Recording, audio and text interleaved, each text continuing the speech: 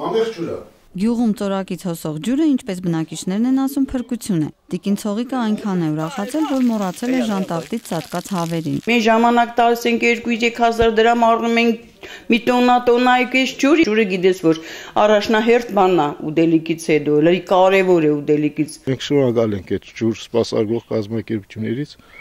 որ այս ավանը փրկվավ։ Գերեզմանոցում նույնպես ջրագիծ անցկացնենք, խմելա ջրագիծ։ Անցկացնենք, որպեսզի գերեզմանոցը նույնպես կանաչապատվի, ծառեր տնկվեն։ Նոր ջրագծի շնորհիվ կարգավորվել է նաև ջրահեռացման համակարգը։ Լեռնագործիները հատուկ ուշադրություն են դարձնում համայնքի մաքրությանը։ Այսօր մի հատ մթնոլորտ է ստեղծվել գյուղում,